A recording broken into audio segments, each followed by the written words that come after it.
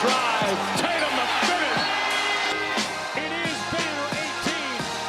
The mission commanded is mission accomplished. What's up, everyone? This is Noa Dalzell, and I'm here with another episode of You Got Boston, here from Madison Square Garden after the Celtics dominated 115-93 win over the New York Knicks to get back in the win column for the first time this series and cut the series deficit to 2-1. I thought that it might be another summer until I do another one of these 4 encouraging things. I didn't do 4 encouraging things after game 2 because, it just didn't feel appropriate after that late game collapse.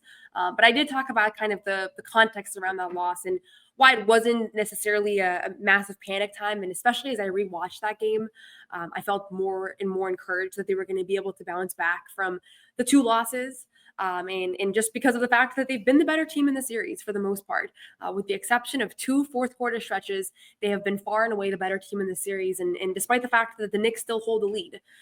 So fresh off this game, we heard afterwards from Payton Pritchard, Jason Tatum, Jaylen Brown, and Joe Mazzulla. You can find those entire post-game press conferences on CLNS Media, where we post all of the press conferences from all the players, as well as Knicks players as well, so you can hear their perspective on kind of what went wrong. But as we heard from the players and as we kind of left this game, you could feel that the tides are shifting a little bit in the series. New York still holds the 2-1 lead. They still have home court advantage. Home court advantage, I don't know how much it means anymore in the playoffs. You're seeing road teams every night seemingly winning on the road. The Cavs-Pacers series, the road teams won every game. Celtics-Knicks series, the road teams won every game. So home court advantage is not quite what it once was. Even still, I think you're finding that the Celtics are able to turn the tides a little bit here. So I wanted to talk about 4 things that I found encouraging from this game, as well as kind of what the keys are for the Celtics team moving forward as they look to tie things up in Monday night at Game 4, and then ultimately take control of the series back at home. That's what they're going to want to do here. I don't think they want a Game 7.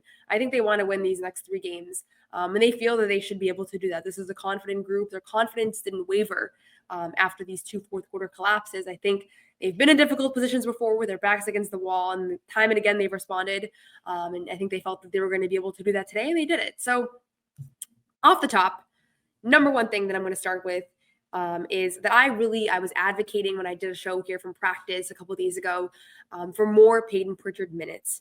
And the reason for that is because ultimately the Celtics went out and got Kristaps Porzingis after losing to Miami in the conference finals of 23, because I think they realized that Jason Tatum and Jaylen Brown are 2 wing players that sometimes, once in a while, can struggle when they're met with opposing wing players that are very good defenders. And that's kind of the nature of just the NBA and the nature of opposing teams' defenses, working really hard to get the ball out of their hands and making their lives difficult. And so they got Porzingis as that release valve.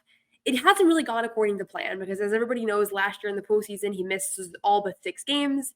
And then this year, he struggles in the first round against Orlando. And then, as we've now heard from multiple sources, including himself, he gets this big crash from this viral illness that he suffered in March, right before this Knicks series. And so I don't know exactly what this is. It's still very confusing to me from a respiratory standpoint, like what it is that he's feeling, but he's fatigued. His breathing is labored, and it's making it hard for him to be his best self on the floor. And that is obvious, right? And so in this game, he gets 18 minutes. He's a plus 11. He gives them 5 points. He's 0 for 3 from the field, but hits 5 free throws, 5 of 6 free throws. I thought he struggled a little bit on the boards, gets 4 rebounds, 2 assists. So 3 blocks, shout out for the 3 blocks. I think he was able to alter some shots that also didn't count as blocks, so that was great.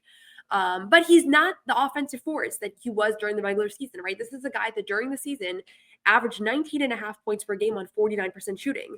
And right now, he is not that guy. He wasn't that guy against Orlando, and he's even farther from that guy against the Knicks. And the reason for that is because he's not playing the minutes. He's not getting the touches. I mean, again, he took 3 shots in this game, right? He played 13 minutes in game 2. He played 13 minutes in game 1.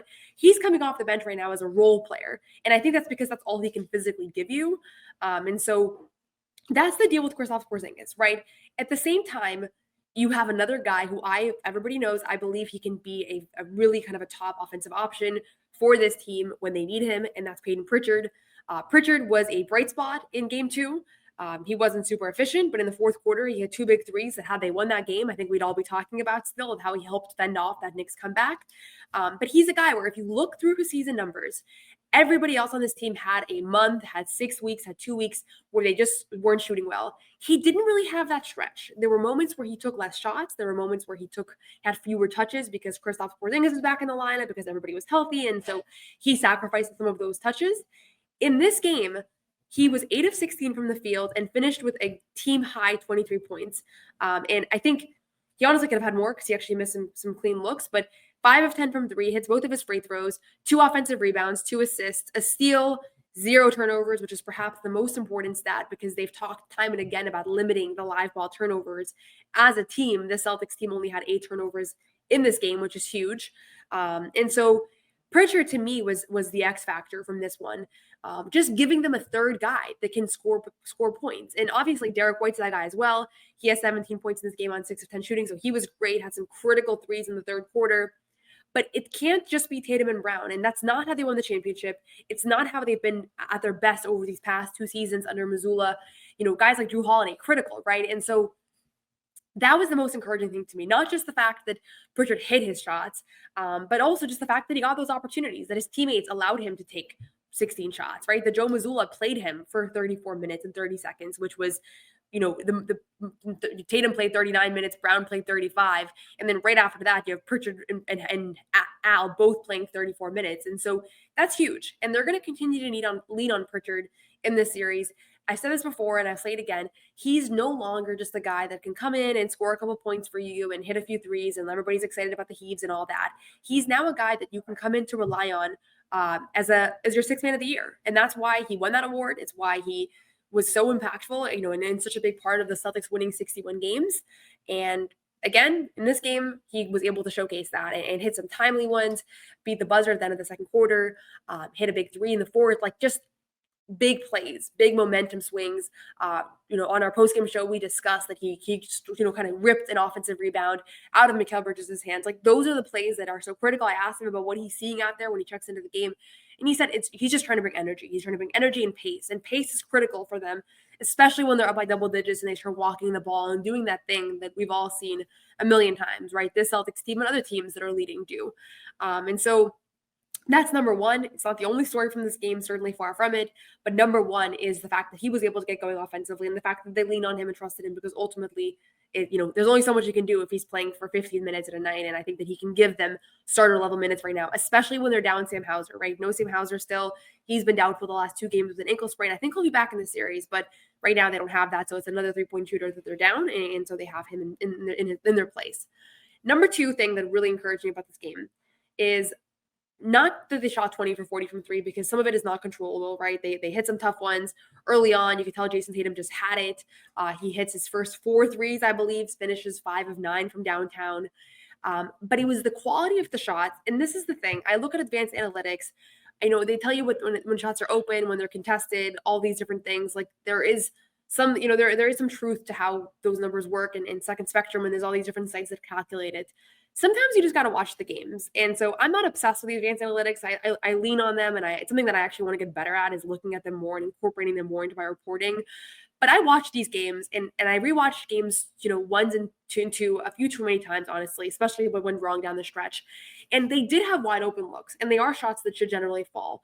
But a lot of them weren't in rhythm. And what I mean by that is like, there was a play in the second half of this game where Tatum is dribbling the ball, and he's trying to make his move, and ultimately doesn't make his move and instead passes to Jalen, who had been standing there flat-footed for like the entire possession to take a corner 3. And Jalen missed that 3. And as he was taking that 3, I was thinking to myself, that is a low percentage shot. He was wide open. He can hit a corner 3, right? Like Jalen takes 3s all the time. He was 2 for 6 in this game.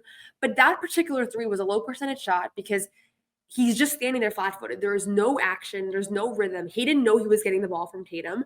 It's no blame on Tatum for throwing that pass because, he didn't have anything going, so he passed to his teammate. So, that makes sense. But it wasn't an action where they were able to find a good rhythm. And I think in this game, for the most part, and I'll rewatch it and I'll tell you guys if I change my mind, but I do think for the most part, of their 43-point attempts, most of them were in rhythm 3s. It was a paint touch. There was a beautiful play where Jrue Holiday had a paint touch, passed it out to Derek White in the corner. It was guys coming off a screen, a guy dribbling in rhythm, taking the first look, not taking not passing up the first three to pass, and then forcing somebody to take a slightly more contested three. Like the looks that they had in games 1 and 2, and in game 2 in particular, I felt like they passed up some threes, were a little bit more challenging. They were a little bit more out of rhythm. I like the looks that they got in this game. They're not always going to go 20 for 40. That's obviously an elite clip for three-point shooting. They were 25 over their first 100 threes. So like it totally swung in this game, and everybody expected that, because at the end of the day, like the numbers are going to average out. That's what the whole thing with the 7-game series, right? If you were playing March Madness basketball, like game plans would be different, right? And they're not. They know that it's a 7-game series. Jaylen Brown said it post game.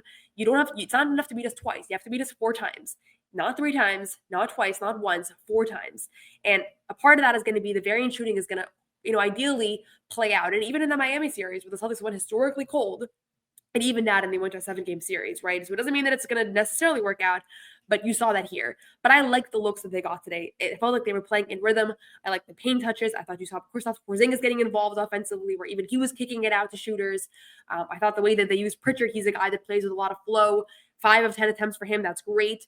Ultimately, you want your best shooters to have the most attempts here. So I want to see Payton Pritchard and Derek White getting the most 3-point attempts in these games, right?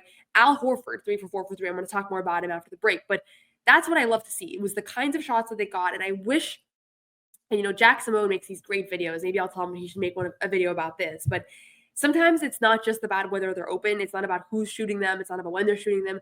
It's about whether it's in flow. And if you've played basketball, if you've played sports, I'm sure it applies to other sports, although I only know basketball, it applies as well, right?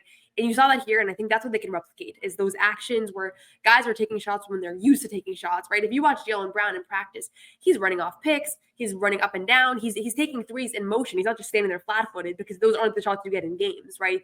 So in that same vein, if you're standing there for 20 seconds and then you take a desperation shot at the end, those aren't the ones that are going to fall, especially a guy like Jaylen. He's not a pure shooter. He's not a pure three-point shooter the way that like a Sam Hauser is. So you want to get him in rhythm. He's a flow player, right? And I love the looks that they got in that sense. And I think they're going to continue to have to get those looks to continue turning this whole thing around.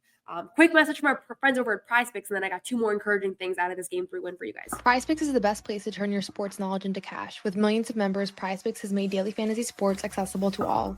You just pick more or less on at least 2 players for a shot to win up to 2,000 times your cash. Run your game all season long on PrizePicks. Cash in on the basketball playoffs with PrizePicks. Don't miss your last chance to add your favorite players from the core to your PrizePicks lineup.